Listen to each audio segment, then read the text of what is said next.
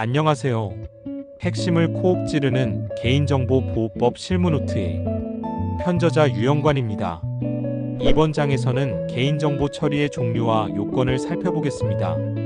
개인정보 처리에는 여러 종류가 있으므로 각각의 적법한 처리 요건을 명확히 이해해야 합니다. 개인정보를 처리할 때는 반드시 법이 정한 원칙과 요건을 함께 지켜야 하죠. 적법한 처리 요건 내에서 개인정보를 수집 이용 제공할 수 있습니다. 1. 정보 주체의 동의를 받은 경우. 동의는 자유롭고 명확하며 구체적이어야 합니다. 귀하의 이름과 연락처를 이벤트 응모에 사용합니다. 귀하의 정보를 다양한 마케팅에 활용할 수 있습니다. 포괄적이고 모호함. 2. 법령에 근거한 경우. 근로기준법, 주민등록법 등 법률에 개인정보 처리 근거가 있으면 동의 없이 가능. 3. 공공기관의 법정 업무 수행, 공익 목적 조사, 권한의 집행 등. 4. 계약 체결 및 이행 필요. 온라인 쇼핑몰에서 배송을 위한 이름, 주소, 수집. 정당한 계약 이행 목적. 5. 급박한 생명, 신체 보호. 응급 상황에서 본인의 동의를 받을 수 없을 경우 예외 적용. 6. 개인정보 처리자의 이익이 정보 주체의 권리보다 명백히 우선. 요금 미납자의 개인정보 보관 및 추심. 7. 수집 목적과 합리적 관련. 쇼핑몰 가입자의 배송 주소를 동의받지 않고 입점 판매자에게 제공. 8. 공개된 개인정보는 사회 통념 상동의 범위 내에서만 이용. 언론에 공개된 개인정보를 인터넷에 마구 퍼나르면 사실적 시에 의한 명예훼손이 될 수 있음. 원칙적으로 개인정보의 목적 외 이용, 제공이 제한되지만 허용되는 경우가 있습니다. 대표적인 4가지 사항을 설명드릴게요. 1. 정보 주체로부터 별도의 동의를 받은 경우. 다른 정보와 합쳐서 하나의 동의를 받으면 안 되고, 목적 외 이용 제공을 위한 별도의 항을 만들어 추가 동의를 받아야 함. 2. 다른 법률에 특별한 규정이 있는 경우. 목적 외 이용 제공이 명확히 규정되어 있어야 가능하지만 개인정보가 포함될 것이 합리적으로 예견되는 경우에도 가능. 3. 명백히 급박한 정보 주체 또는 제3자의 생명, 신체, 재산의 이익에 필요한 경우. 4. 보호위 심의 의결을 거친 경우. 당해 사건에 대해서만 허용하는 경우와 일반적으로 허용하는 경우가 있음. 이번엔 특별한 개인정보, 민감정보와 고유식별정보, 주민등록번호에 대해 쉽게 설명드릴게요. 이 정보들은 평범한 개인정보보다 더 민감하고 더 강한 보호가 필요하답니다. 1. 민감정보란 무엇일까요? 민감정보는 사상, 신념, 정치적 견해, 건강, 성생활처럼 사생활을 심각하게 침해할 수 있는 정보를 말합니다.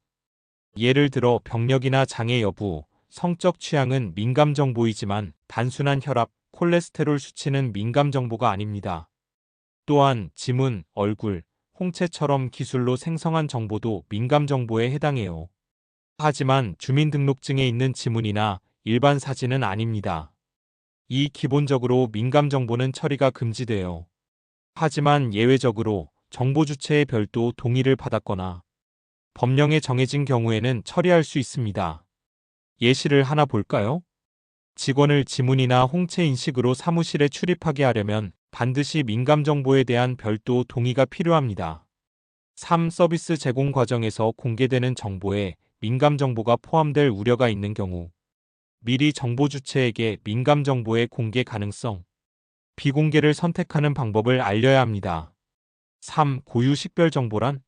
고유식별정보는 법령에서 정하여 사람을 특정할 수 있는 번호입니다. 고유식별정보에는 주민등록번호, 여권번호, 운전면허번호, 외국인 등록번호가 있어요. 단 회원번호나 사번은 고유식별정보가 아닙니다. 4. 주민등록번호는 더 조심해야 합니다. 주민등록번호는 정말 특별한 정보라 단순히 동의만으로는 처리할 수 없고 반드시 법령에 근거가 있어야 해요. 예를 들어 기부금 단체가 기부자 주민번호를 수집하는 건 기부금품법에 근거한 정당한 처리입니다. 또한 주민번호를 저장할 때는 무조건 암호화해야 합니다. 5. 죽은 사람의 개인정보는 어떻게 될까요? 일반적으로 사망한 사람의 정보는 개인정보가 아닙니다. 하지만 그 정보가 살아있는 가족과 관련이 있다면 그 가족의 개인정보로 볼 수도 있습니다. 특히 사망자의 주민번호는 여전히 법령에 따라 엄격히 제한된 정보입니다. 예를 들어 상속신고서에 주민번호를 기재하는 것은 법령에 따른 예외입니다. 정리합니다. 민감정보와 고유식별 정보는 함부로 수집 이용해서는 안 됩니다. 반드시 별도의 동의나 법령 근거가 있어야 하고 주민번호는 특히 더 엄격하게 제한됩니다. 개인정보 보호는 선택이 아니라 의무라는 점 꼭 새겨야 합니다. 이번엔 CCTV, 블랙박스, 드론 촬영 등 우리 주변에서 흔히 볼 수 있는 영상정보 처리기기와 관련한 보호법 규정, 즉 개인 영상정보의 처리에 대해 자세히 알아보겠습니다. 1. 고정형 vs 이동형 영상정보 처리기기. 고정형은 CCTV처럼 한자리에 고정되어 설치된 장치를 말하며 예를 들어 폐쇄회로 텔레비전, 네트워크 카메라가 있습니다. 이동형은 신체에 착용하거나 이동장치에 부착하여 이동하며 촬영하는 장치를 말하고 예를 들어 바디캠, 블랙박스, 액션캠, 드론, 스마트폰이 있습니다. 핵심은 어떻게 설치 운영하느냐에 따라 법적 규제가 달라진다는 점입니다. 2. 개인 영상 정보란? 사람을 식별할 수 있는 영상 형태의 개인정보를 개인 영상 정보라 해요. 하지만 화질이 너무 낮아 개인 식별이 불가능하면 개인정보가 아니랍니다. 예를 들어 관광지 전경, 야경 등은 익명정보예요. 3. 공개된 장소와 공개되지 않은 장소 차이는? 공개된 장소는 공원, 거리처럼 제한받지 않고 출입 가능한 곳. 비공개 장소는 회원제 시설, 수술실, 공동현관처럼 출입이 제한된 곳으로 공간의 출입 통제 정도, 개방성, 목적 등을 종합적으로 판단해야 합니다. 테마파크, 전시회, 공동주택 복도 등 중간 형태의 준 공개된 장소의 개념이 필요하지만 이 부분은 책을 참고하시기 바래요. 4. 고정형 영상정보 처리 기기의 설치 제한. 공개된 장소에 고정형 CCTV 설치는 원칙적으로 금지되고 예외적으로 허용합니다. 허용되는 경우는 법령에 따른 설치, 범죄 예방을 위해 누구나 시설 안전 및 관리 교통단속 등의 정당한 권한이 있는 경우, 저장 없이 통계 분석용 촬영 예 유동인구 파악이 있습니다. 단 목욕탕, 화장실, 탈의실 등은 예외 없이 금지, 교도소, 요양시설 등은 법령 근거로 허용 가능. 5. CCTV 안내판은 필수. 설치 목적, 촬영 범위, 시간, 책임자 연락처는 반드시 기재해야 합니다. 단 성명은 넣지 않아야 하고 대표로 입구 한 곳에만 부착해도 됩니다. 6. 영상 정보 이렇게 보호하세요. 운영자는 다음과 같은 보호 조치를 취해야 합니다. 내부 관리 계획 수립, 접근 통제 및 접근 권한 최소화, 암호화 등 안전한 저장 및 전송, 처리 기록 보관 및 위변조 방지, 안전한 물리적 보관 시설 마련, 특히 열람 중 다른 사람이 영상을 보면 목적 외 제3자 제공이 됩니다. 7. 비공개 장소에 CCTV 설치해도 될까? 네, 가능합니다. 단 조건이 있습니다. 비공개 장소는 수술실, 사무실, 학교 실험실이 있습니다. 설치하려면 동의를 받거나 법적 근거 또는 정당한 이익이 있어야 합니다. 예를 들어 수술실은 관련자 동의가 있어야 하고 직원 감시는 노사 협의가 필요합니다. 요양원, 보육실은 법령 근거가 있어야 합니다. 현관 앞, 집 내부 등 사적 장소의 경우 제한 없이 설치할 수 있지만 타인의 프라이버시를 침해해서는 안 됩니다. 예를 들어 집 앞 복도는 촬영 각도에 주의해야 합니다. 8. 이동형 영상기기는 더 엄격하다. 금지 원칙. 업무 목적으로 공개된 장소에서 이동형 영상기기로 사람 촬영 금지. 하지만 다음의 경우에는 예외적으로 허용합니다. 법적 근거 있음. 불빛, 소리, 표지판 등으로 촬영 사실 고지 후 거부 없을 때. 재난, 화재, 구조 상황. 드론 등은 보호위원회 공지 사이트에 사전 등록해야 합니다. 팁. 범죄 예방과 관련하여 법에서 말하는 범죄는 형벌이 따르는 위법 행위만을 의미해요. 과태료, 과징금 등 행정처분은 범죄 아니에요. 예를 들어 쓰레기 무단 투기는 경범죄 벌금 이하 처벌. 무단 투기 신고를 위해 CCTV 설치할 수 있군요. 영상정보 처리기기는 공공의 안전을 지키는 도구이기도 하지만 동시에 정보 주체의 사생활을 침해할 수 있는 위험 요소입니다. 그래서 법은 고정형과 이동형을 구분하고 설치 장소와 운영 목적에 따라 엄격하게 관리하고 있죠. 다음은 요즘 데이터 산업에서 자주 등장하는 개념, 바로 가명정보에 대해 알아보겠습니다. 가명정보는 동의 없이 써도 된다? 도대체 무슨 뜻일까요? 1. 가명정보란 무엇인가? 우선 가명정보의 정의부터 알아볼게요. 가명정보란 개인정보의 일부를 삭제하거나 바꿔서 추가 정보 없이는 특정 개인을 알아볼 수 없게 만든 정보입니다. 예를 들어 이름 홍길동을 홍땡동으로 쓰거나 음성을 변조하거나 이미지에 마스킹 처리를 하면 이건 비식별 조치, 즉 가명 처리의 한 형태입니다. 가명 처리는 왜 할까요? 통계 작성, 과학적 연구, 공익적 기록 보존을 위해 정보 주체의 동의를 받지 않고 자유롭게 이용하려는 것입니다. 과학적 연구 방법을 사용하면 상업 목적을 위해 가명 정보를 이용할 수 있습니다. 주의할 점. 특정 개인을 알아보려는 목적으로는 절대 사용할 수 없습니다. 수탁자는 위탁자의 개인정보를 임의로 가명 처리할 수 없어요. 가명 정보를 제3자에게 줄 땐 특정 개인을 식별할 수 없게 해야 합니다. 2. 가명 정보의 결합은 어떻게?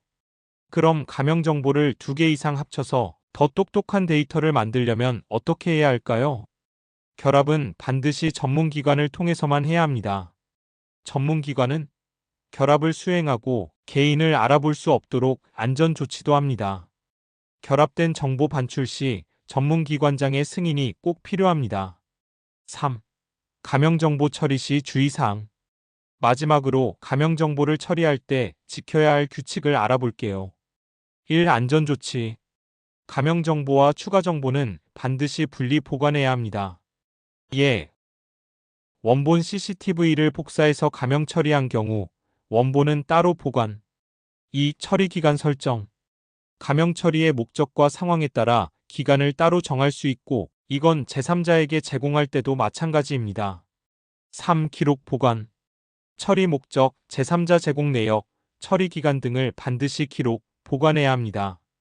가명 정보를 파기했더라도 기록은 3년 이상 보관해야 해요. 4. 처리 중지.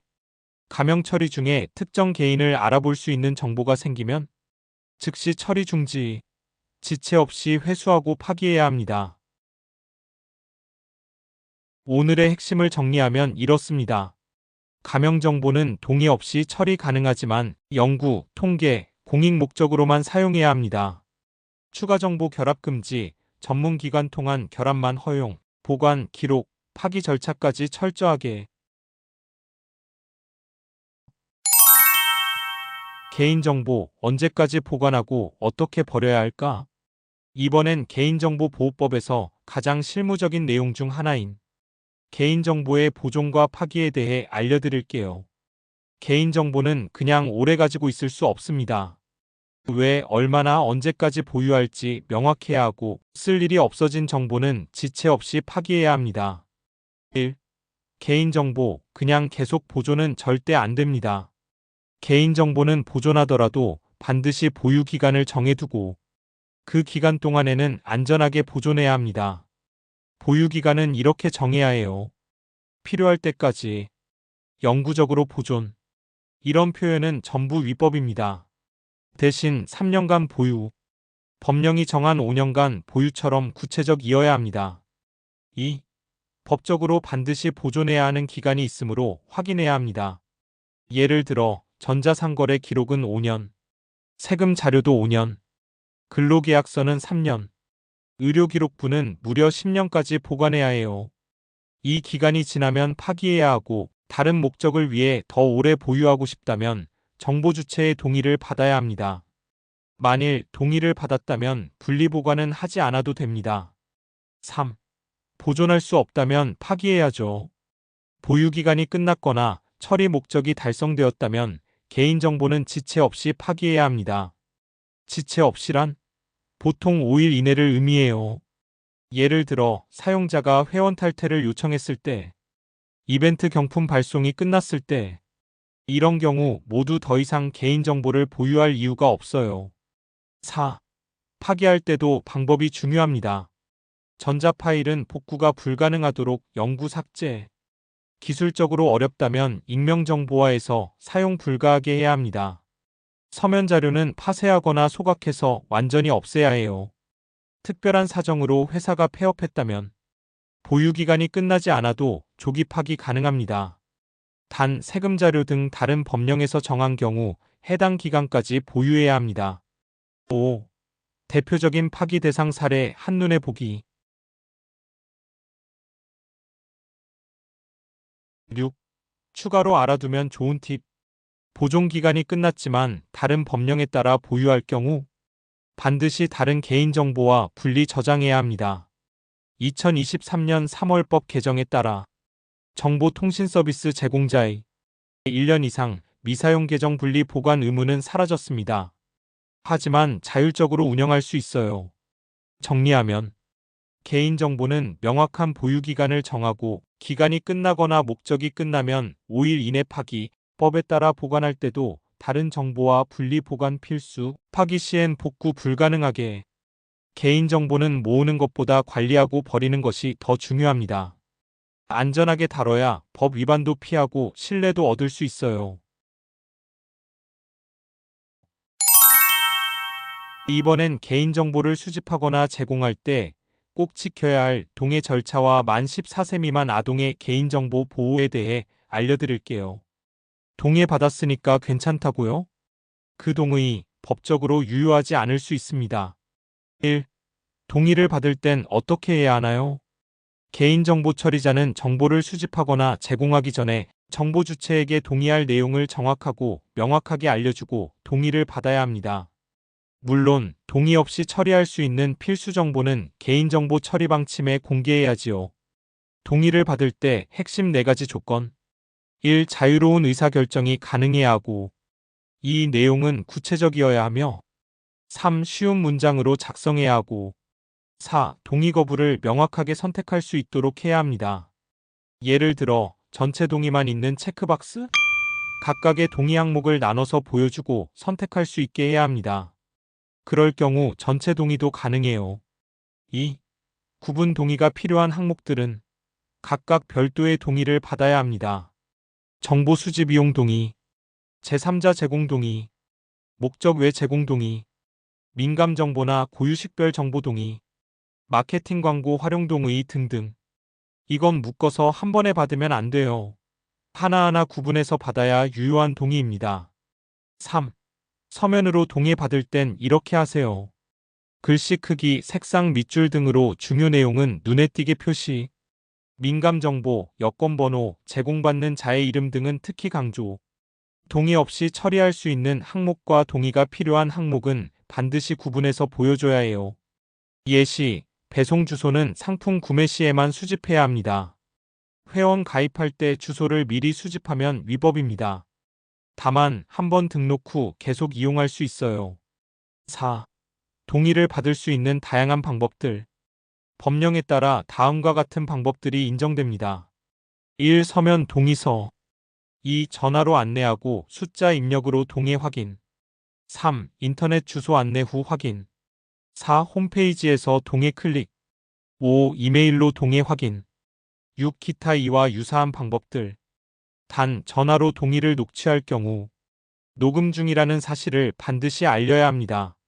5. 동의 안 한다고 해서 서비스 거부하면 안 됩니다. 선택적 동의 마케팅, 광고 등에 동의하지 않아도 기본 서비스는 제공해야 합니다. 광고 수신에 동의하지 않으면 회원 가입이 안 됩니다. 불공정한 조건이고 위법입니다. 6. 아동의 개인정보 어떻게 보호해야 할까요? 만 14세 미만 아동의 경우에는 본인이 아니라 법정 대리인, 부모 등의 동의를 받아야 합니다. 법정 대리인의 동의는 위의 법령에 있는 동의 방식으로 확인하면 충분해요.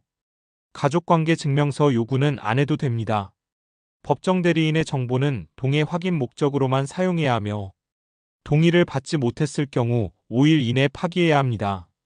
실제 동의서 예시 하나 볼까요?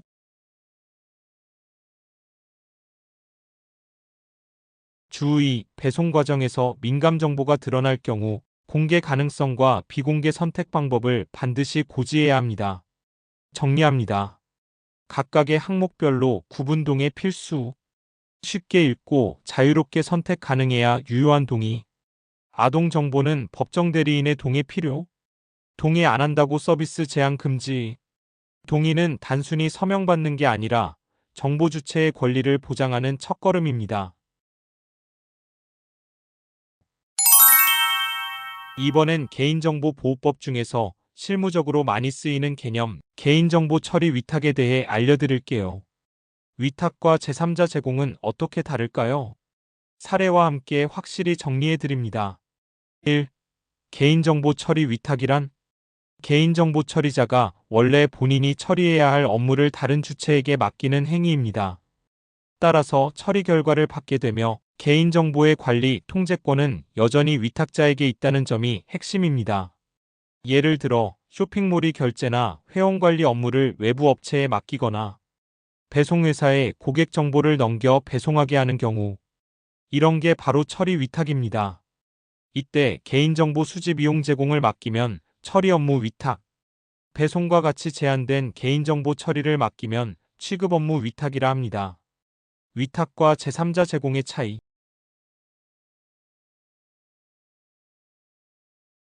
즉, 관리 통제권이 누구에게 있느냐에 따라 위탁과 제3자 제공이 구분됩니다. 3. 수탁자의 지위와 책임. 수탁자는 개인정보 취급자와 유사한 지위를 갖게 됩니다.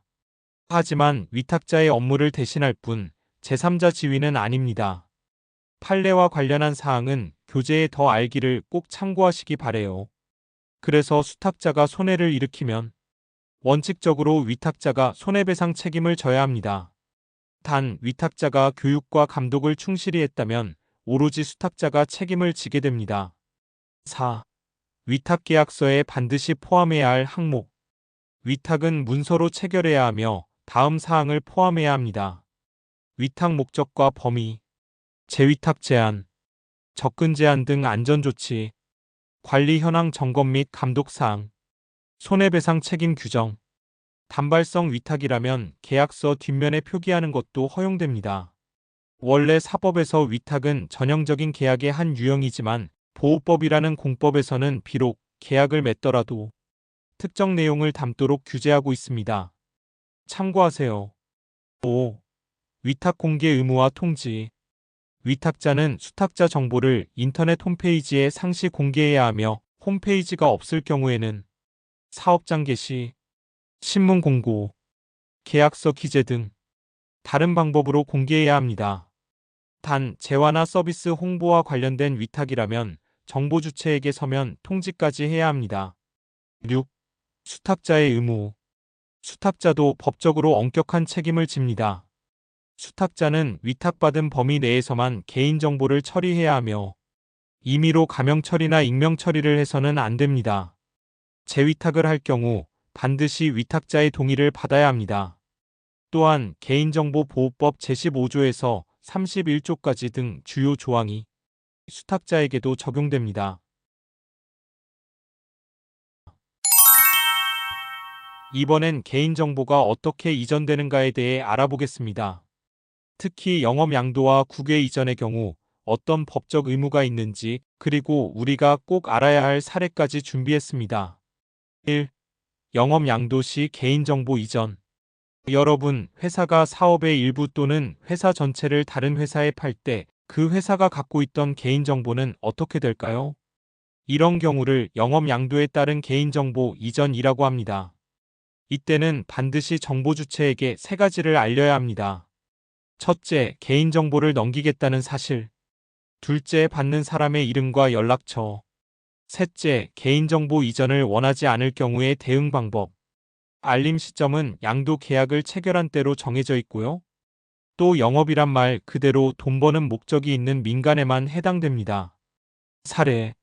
한 병원이 폐업을 앞두고 환자들의 정보를 양도하려고 했는데 정보 주체에게 알리지도 않았고 받는 쪽도 확인하지 않았다면 이 경우 양수자에게 과태료가 부과될 수 있습니다.